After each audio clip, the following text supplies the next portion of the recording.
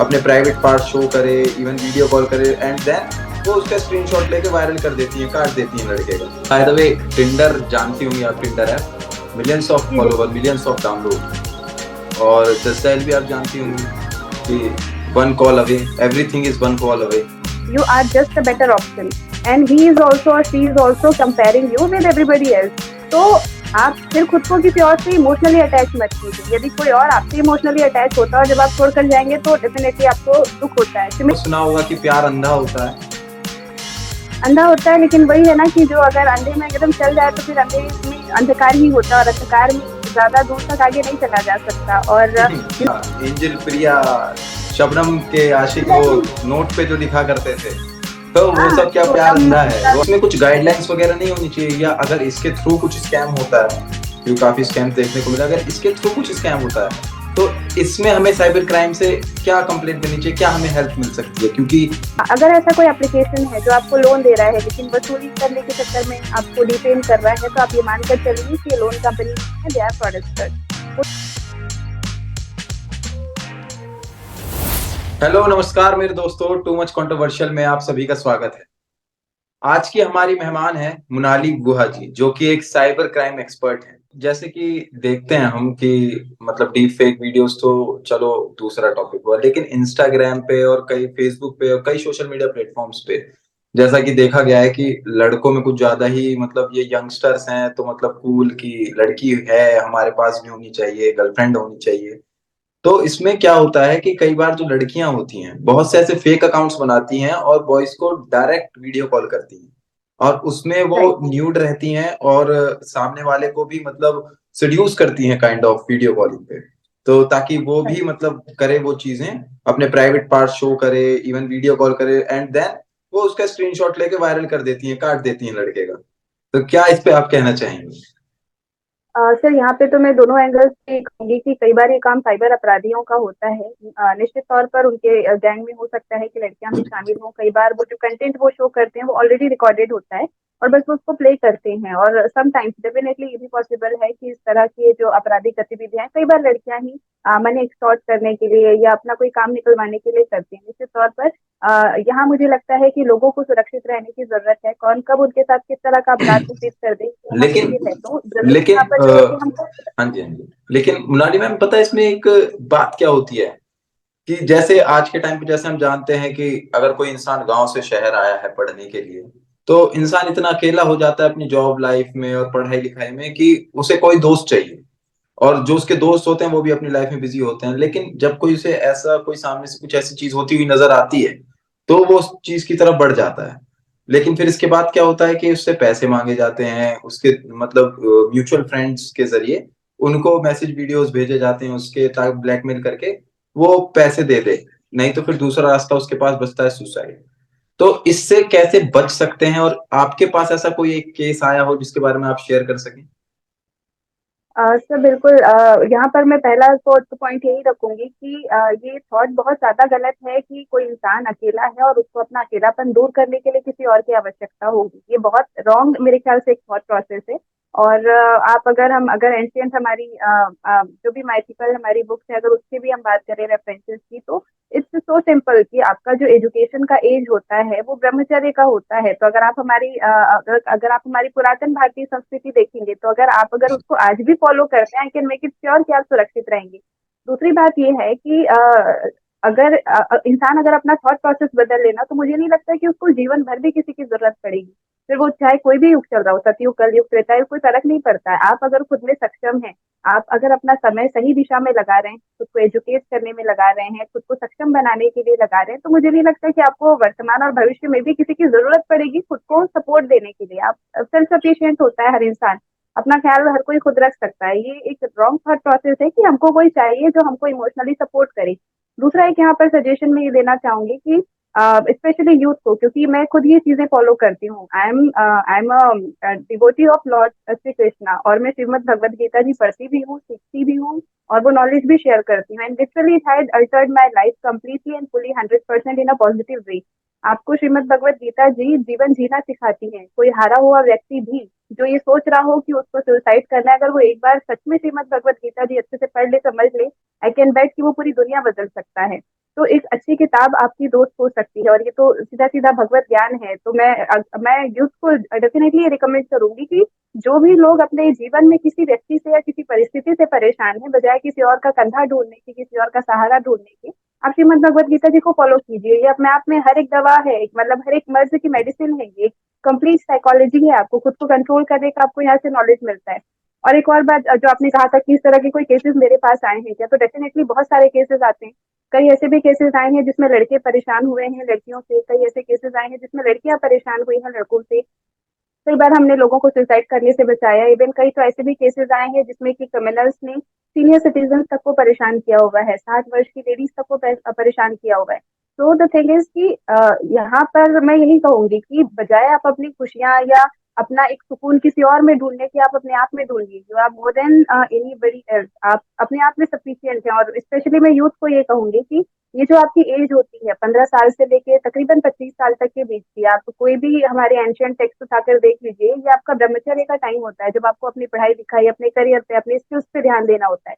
तो जो आपको टाइम डेडिकेट किया गया है, आप उसको उसमें लगाइए। आप यदि कुछ बन जाते हैं तो निश्चित तौर पर आप जिसको चाहते हैं शायद वही आपसे आगे आके शादी कर ले, या हो सकता है कि आपको और कोई बेहतर मिल जाए। लेकिन मैं ये नहीं कहूंगी कि love and all everything is bad. हर चीज अच्छी है, लेकिन वो सिर्फ तब अच्छी है जब सामने वाले व्यक्ति की मंशा को आप पढ़ पा रहे हैं, समझ पा रहे हैं। ऐसा ना हो कि आप अकेले बेवकूफ बने जा रहे हैं, आप ठगे जा रहे हैं, आपका मिसयूज हो रहा है, आपके पैसों का मिसयूज हो रहा है, आपके टाइम को खराब किया जा रहा है, और आप फिर भी उस रिलेशनशिप में हैं। तो मैं यहाँ पर सीधा सीधा यही कहूंगी सभी युवाओं को कि आप अपने जीवन का कीमती समय पढ़ाई लिखाई में, खुद को करियर में सेट करने में लगाइए। अपनी लाइफ को पॉजिटिव बनाइए, अपनी फैमिली को स्टेबल करने के लिए खुद को कुछ बनाइए। और न सिर्फ अपने लिए और अपने फैमिली के लिए, बल्कि पूरे देश और दुनिया के लिए भी खुद को तैयार कीजिए। अगर सारे युवा इसी तरह की लव स्टोरीज में लग गए तो फिर तो भारत का भविष्य हमें लगता है कि थोड़ा बहुत ढगमगा सकता है। तो अपने लिए भी करना है, पॉजिटिव रहना है, और सबके लिए करना है। Ma'am by the way, Tinder जानती होंगी आप? टिंडर ऐप, मिलियंस ऑफ जी फॉलोवर, बिल्कुल। Millions of download. और जस्ट भी आप जानती होंगी कि one call away, everything is one call away. तो इसके बारे में क्या प्रोस्पेक्टिव है कि मतलब सरकार को ऐसे मतलब क्या करना चाहिए, या फिर खुद एज ए यूथ को क्या स्टैंड लेना चाहिए टिंडर के लिए? टिंडर क्योंकि बुरी चीज भी है और अच्छी चीज भी है, दोनों चीजें हैं, पर ये चीज यूथ कैसे समझे? आप अगर बता पाए इस पे कुछ। जी। बिल्कुल। एक चीज तो मैं यही कहूंगी कि जितने भी डेटिंग साइट या एप्लीकेशंस हैं, आप इस बात को पूरी तरीके से मान के चलिए कि वहां पे क्रिमिनल्स हैं। आपको ये मानना पड़ेगा कि वहां पर क्रिमिनल्स हैं। आप माने या ना माने, डायरेक्टली इनडायरेक्टली आपका भी सामना कभी ना कभी किसी क्रिमिनल से होगा। और हो सकता है कि आपको कोई क्रिमिनल ही पसंद आ जाए। ये बहुत फैक्ट वाली चीज है। सामने वाला व्यक्ति, कभी उसके चेहरे पे नहीं लिखा होता कि वो एक जेन्युइन पर्सन है या एक क्रिमिनल है। वो अगर क्रिमिनल है तो वो डेफिनेटली आपके साथ आज नहीं तो कल अपराध करेगा। तो इस चीज के लिए आप पहले खुद को तैयार रखिए कि आप यदि मेंटली उतना स्ट्रांग हैं कि आप लाइफ की किसी भी तरह की एडवर्सिटीज को फेस कर सकते हैं, तो ही आप उस प्लेटफॉर्म पे आगे बढ़िए। निश्चित तौर पर वहां पर अच्छे लोग भी हैं, रियल पार्टनर्स भी लोगों को मिलते हैं। लेकिन एक ही मेरा अपना पर्सनल सजेशन है कि आप खुद ये बात सोचिए कि जो भी व्यक्ति इस प्लेटफॉर्म्स पर जाता है वो कुछ ढूंढने जाता है ना। और अगर हम कोई शॉपिंग करने भी जाते हैं तो ऑब्वियसली जब हमको 10-12 ऑप्शंस दिखते हैं तो हम कोई एक चीज सेलेक्ट करने के लिए आगे बढ़ते हैं। सिमिलरली इस तरह के डेटिंग एप्लीकेशन पर भी जो भी व्यक्ति आपसे बात करता है, आप ये मानकर चलिए कि उसके लिए भी आप एक ऑप्शन ही हैं। You are just a better option, and he is also और she is also comparing you with everybody else. तो आप फिर खुद को किसी और से इमोशनली अटैच मत कीजिए। यदि कोई और आपसे इमोशनली अटैच होता है और जब आप छोड़कर जाएंगे तो डेफिनेटली आपको दुख होता है। सिमिलरली वैसे ही इमोशनल लेकिन मैम अटैचमेंट में यहाँ आपने पर ये कहना लेकिन चाहूंगी। आपने वो सुना होगा कि प्यार अंधा होता है। अंधा होता है, लेकिन वही है ना कि जो अगर अंधे में एकदम चल जाए तो फिर अंधे में अंधकार ही होता है, और अंधकार में ज्यादा दूर तक आगे नहीं चला जा सकता। और जी। इनफैक्ट अगर मैं अगर प्रैक्टिकली ये चीज कहूँ तो प्यार अंधा एक्चुअली होता नहीं है। इंसान की बुद्धि काम करना बंद कर देती है। We have majorly 3 domains in our body, body, तो क्या कहीं प्यार सोल एक एंड बीमारी अवर। है? सर मेरे ख्याल से एक साइकोलॉजिकल लोचा है। अगर मैं प्रैक्टिकली कहूँ तो प्रेम केवल ईश्वर से ही हो सकता है जहाँ से आपको धोखा ना मिले। बाकी दुनिया में जैसा कि निश्चित तौर पर काफी, धोखा। मैम जैसे कि काफी चला था, एंजल प्रिया, शबनम के आशिक, वो एग्जैक्टली। नोट पे जो लिखा करते थे, तो वो हाँ, सब क्या प्यार सोनम अंधा है? मेरा वो लड़का अंधकार की है साइड है। और सर मैं ये चीज बिल्कुल कहूंगी, क्योंकि देखिए आज के समय में ना ऐसा कोई नहीं है दुनिया में जो अपने बेनिफिट के अलावा आपके साथ में जुड़े। अगर आप आपसे उसको कोई बेनिफिट मिलना बंद हो जाता है, आप देखेंगे कि उसका व्यवहार तुरंत बदल जाता है। और ये चीज हर इंसान बचपन से फील करता है। जब तक किसी को आपसे नोट्स चाहिए होती है, वो बचपन में आपसे दोस्ती रखता है। जब लोग अपनी अपनी लाइफ में बिजी हो जाते हैं तो छोड़ जाते हैं। मैं ये नहीं कहूंगी कि सारे रिश्तों में छल या धोखा या केवल स्वार्थ होता है, लेकिन हाँ, ये एक बहुत प्रैक्टिकल चीज है कि कलयुग में यदि कोई आपसे जुड़ रहा है तो और बहुत मीठा बन रहा है, तो ये भी ध्यान रखिए कि अक्सर मीठे में ही कीड़े लगते हैं। तो हमको इंटेलिजेंटली यहाँ पर सोचना है। इमोशनल इंटेलिजेंस ही मेरे ख्याल से यहाँ पर बहुत ज्यादा जरूरत है युवाओं में स्पेशली। एकदम बेवकूफ नहीं बनना है किसी के भी चक्कर में, चाहे लड़कियां हो चाहे लड़के हो। आप इतना जी। स्टेबल रहिए कि आप खुद को अकेले संभाल पाए। आपके ऊपर फैमिली की रिस्पॉन्सिबिलिटी है, अपने करियर की रिस्पॉन्सिबिलिटी है। तो मुझे लगता है कि हमें प्रायोरिटी पे पहले खुद को रखना चाहिए। एक बात मैं यहाँ पर जरूर कहना चाहूंगी आपके प्लेटफॉर्म के माध्यम से। अक्सर वो लोग जिनके साथ में धोखा होता है ना, वो इसलिए होता है उनके साथ में क्योंकि वो समय पे ना कहना नहीं सीख पाते। ये मैं जितने भी मैंने केसेस देखे उनका मैं एनालिसिस आपको बता रही हूँ। एक इंसान को कहीं ना कहीं सबकॉन्शियसली ये फील हो जाता है कि वो जो सामने वाला अस व्यक्ति अस है वो उसके लिए सही है या नहीं है ना। लेकिन लोग पता नहीं क्यों कई बार होता है कि लोग ओवर एथिकल समझ लेते हैं खुद को कि मैं डिनाई नहीं करूंगा या मैं डिनाई नहीं करूंगी, मैं ब्रेकअप नहीं करूंगा या मैं ब्रेकअप नहीं करूंगी, गलत है। सो एंड सो बहुत सारी चीजें। और उस इमोशनल थिंकिंग के चक्कर में कई बार लोगों की जिंदगी के कितने ही कितने साल खराब हो जाते हैं। और एट दी एंड जब चीजें एक्सट्रीम हो जाती है ना, तब उनके पास फिर वही केवल दो ऑप्शंस बचते हैं, या तो रिलेशनशिप को खत्म करो या खुद को खत्म करो। और फिर भी आप देखिए वहाँ लोगों में इतनी हिम्मत आ जाती है कि लोग खुद को खत्म कर लेते हैं, लेकिन उस रिलेशनशिप के लिए ना बोलने की हिम्मत नहीं जुटा पाते।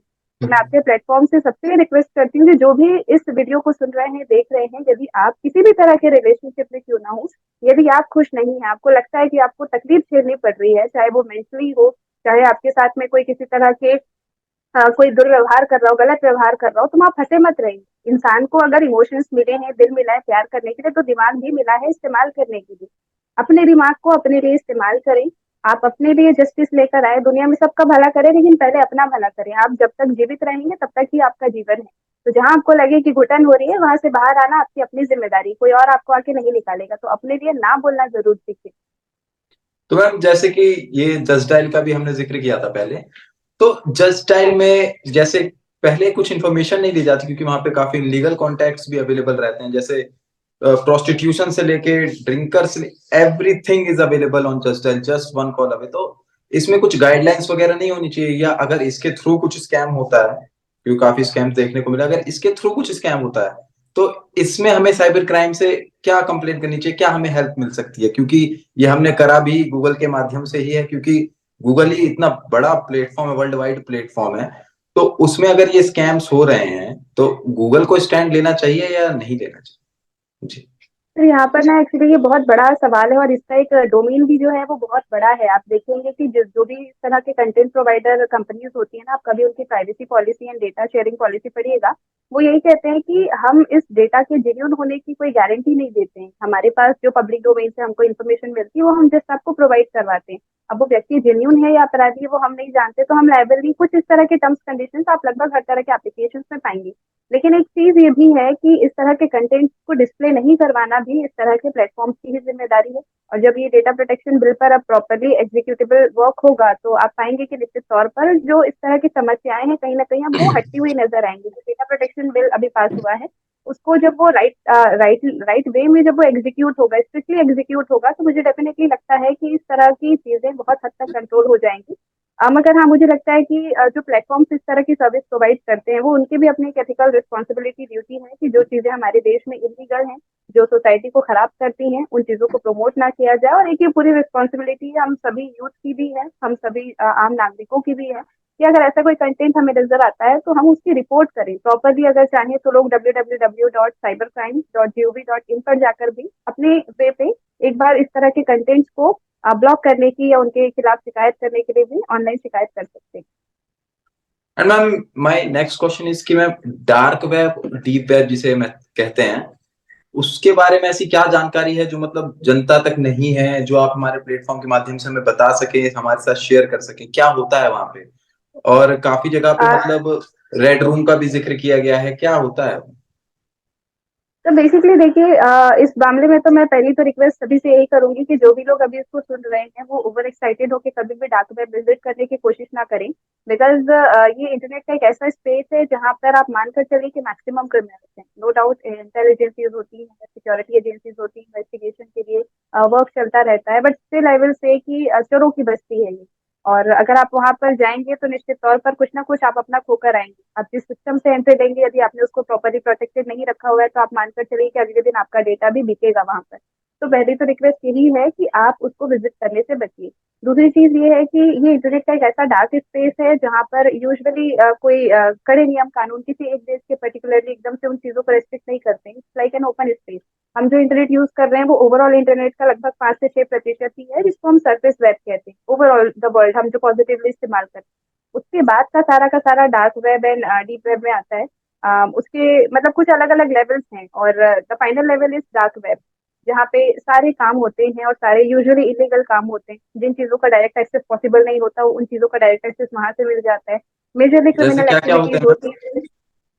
मेजरली कई बार ऐसा होता है कि वहां पर कुछ वेपन्स मिलते हैं। हालांकि मैं आपके प्लेटफॉर्म से इन चीजों को प्रमोट बिल्कुल नहीं करना चाहूंगी कि वहाँ क्या है क्या नहीं है, तो बीइंग सो रिस्पॉन्सिबल मैं इतना ही कहूंगी कि that space is not right for any right person. It is a complete criminal space जहाँ पर लगभग हर तरह की इलीगल क्रिमिनल एक्टिविटी होती है। और इस तरह के स्पेस में जाने से भी बचना चाहिए। और यदि कोई आपको उस तरह के स्पेस से कनेक्ट करना चाहिए तो वहां से भी आप बचिए। जितने भी तरह के आप अपराध देखते हैं, चाहे वेपन डीलिंग हो, ड्रग डीलिंग हो, किलिंग हो, ऑनर किलिंग हो, ये हर चीज लगभग वहां पर मिल जाती है। और अगेन मैं ये कहूंगी it's not a safe zone to enter और टू सर्च फॉर। तो इससे लोग दूर रहें और जितना हो पाए सुरक्षित रहें।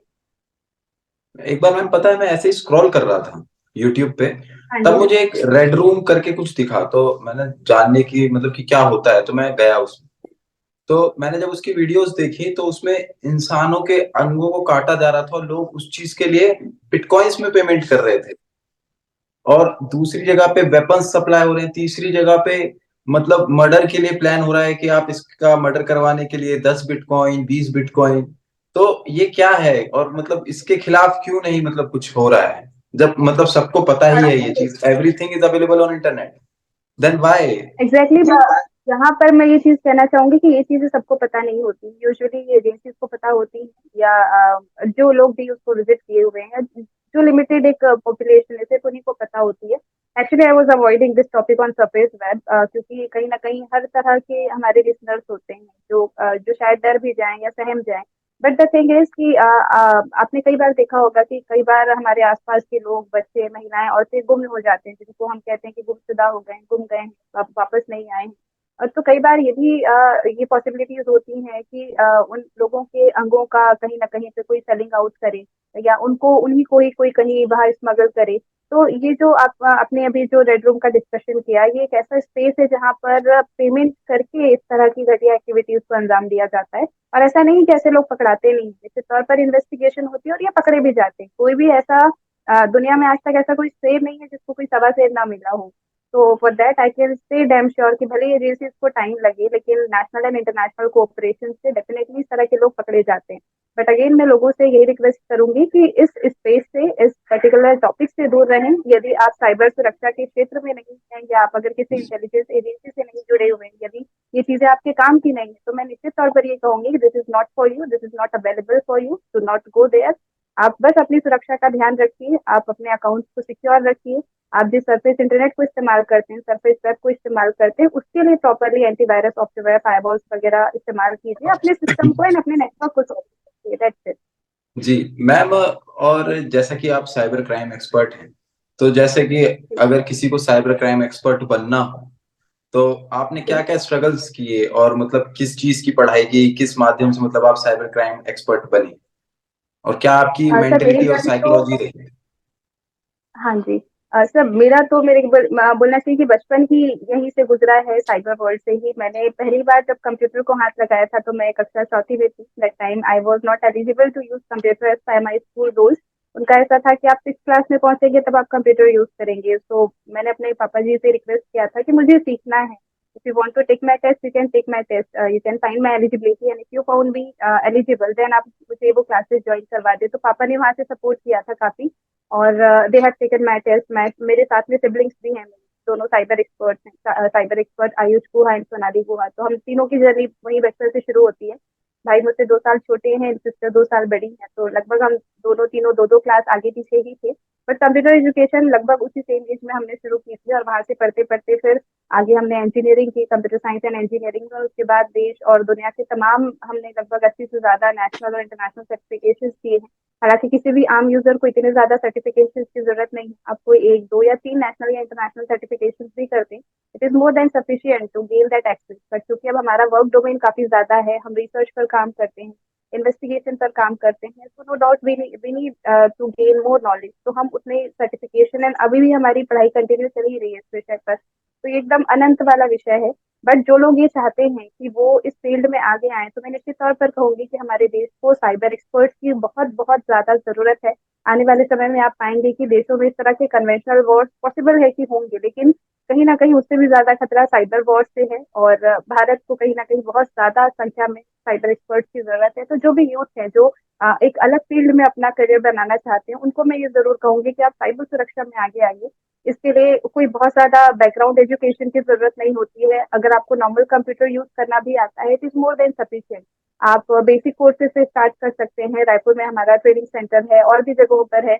ऑनलाइन भी क्लासेस होती है, ऑफलाइन भी होती है, और भी बहुत सारे हैं। आपको जो पसंद आए, जिस भी जगह पर आप हैं, और भी अगर अपने इंस्टीट्यूशन होते हैं, तो आप कहीं भी एक वेरीफाइड जगह से एक्सपर्ट्स की निगरानी में सीखना शुरू करें। अगर मैं अगेन ये कहूंगी कि कई बार हमारे पास ऐसे भी केसेस आए हैं जहाँ पर लोगों को हैकिंग सिखाने के नाम पर ही उनके साथ में ठगी या हैकिंग की घटनाएं हुई। तो मैं अगेन यहाँ पर भी कहूंगी कि आप trusted person in trusted organisation और एक्सपर्ट्स की निगरानी में ही सीखें।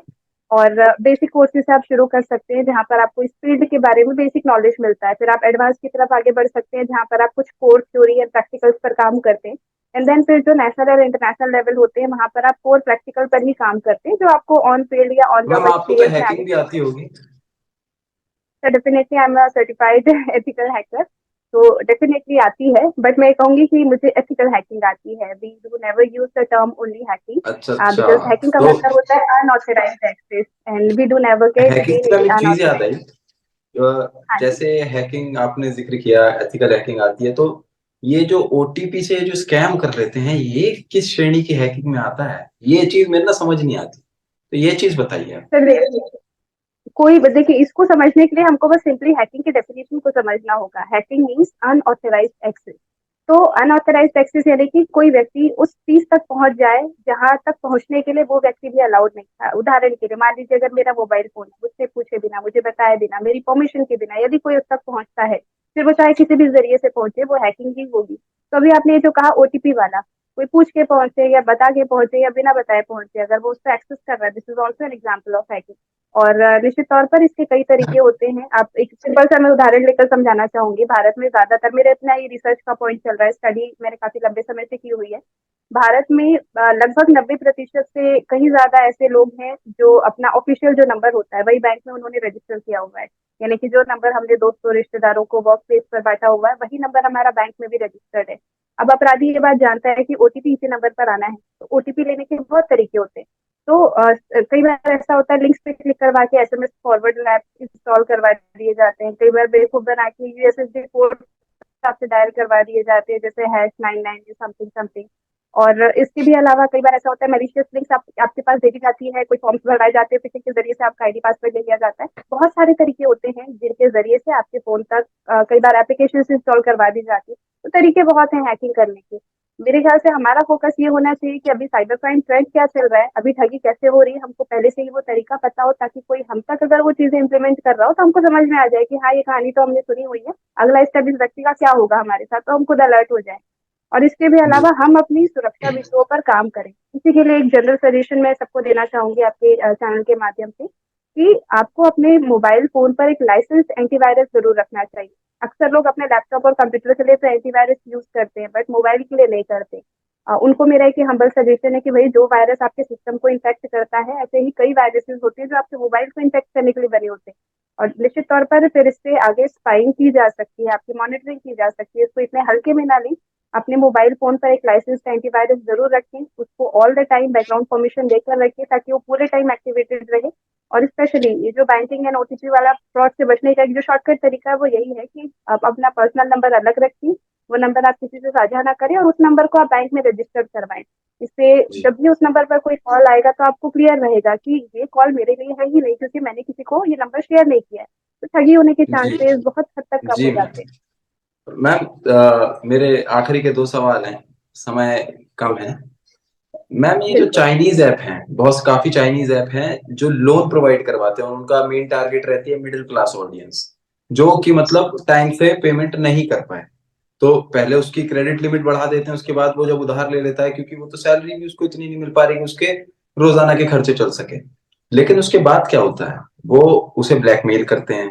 ब्लैकमेल करके उसके जब सारे कॉन्टैक्ट्स का अलाउ अलाउ का जो ऑप्शन आता है कि अलाउ कॉन्टैक्ट एक्सेस, तो अलाउ करना होता है, नहीं तो वो वेरीफाई नहीं करता। तो उसके बाद जब वो नहीं दे पाता तो सारे उसके कॉन्टैक्ट्स को कॉल करते हैं। कई बार ये देखा गया है कि उसका व्हाट्सएप का एक्सेस भी ले लेते हैं वो। उसके बाद उसकी डीप राइट। फेक फोटोज बना के जी।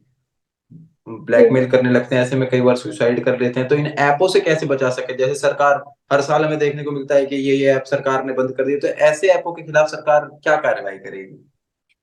सर, सबसे पहली चीज तो यही है कि हम हर चीज के लिए केवल गवर्नमेंट पे डिपेंडेंट ना रहें, क्योंकि आप देखिएगा गवर्नमेंट भी उन चीजों पर एक्शन लेती है जिस चीजों की रिपोर्टिंग होती है। नो डाउट इन चीजों की स्कैनिंग प्रॉपर्टी चल रही होती है कि क्या इस तरह का रहते हैं, वो कंपनी से खुद स्कैन करती है। बट जो क्राइम्स रिपोर्ट होके आते हैं और उनसे जो शिकायतें मिलती है, निश्चित तौर पर गवर्नमेंट उन पे ज्यादा बेटर वर्क कर पाती है। तो यहाँ मुझे लगता है कि पहली जिम्मेदारी खुद यूजर्स की है कि वो बिल्कुल भी लापरवाही ना बरते। दूसरी बात मैं यहाँ पर ये जरूर कहना चाहूंगी कि अननोन डाउनलोड ऑप्शन से जाकर कोई भी ऐप इंस्टॉल करने से बचना चाहिए।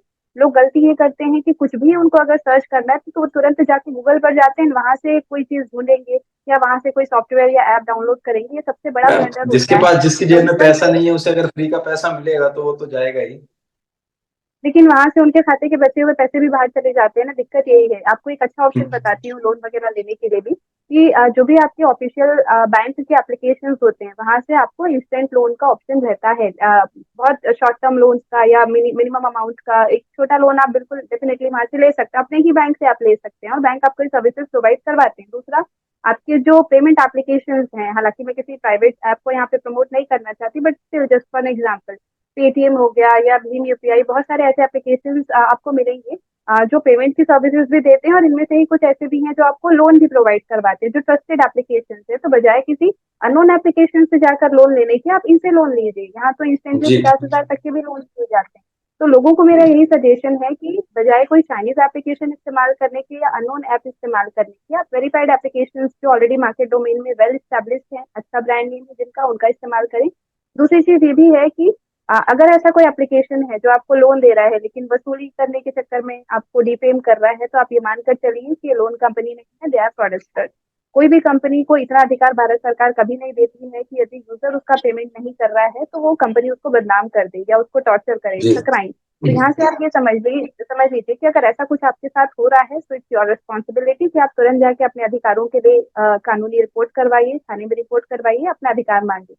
दूसरी चीज ये है कि अगर आप टाइम से पे नहीं कर पा रहे, you can extend the time. हो सकता है कि ब्याज दर बढ़ा दी जाए। अगर आप जेन्यूनली किसी भी सोर्स से ले रहे हैं तो आपकी ब्याज दर बढ़ाई जा सकती है आपके उस पर्टिकुलर अमाउंट पर। लेकिन आपको एकदम से ऐसा प्रेशराइज नहीं किया जा सकता कि आप सुसाइड कर ले। तो वो लोग जो और इस जो तरह मैम की गुंडे चीजों के वगैरह जाल में भेजते हैं घर पे, फिलहाल अब तो आरबीआई के द्वारा गाइडलाइन है कि बिना कंप्लीटली परमिशन के लीगल लोग है। नहीं आ सकते।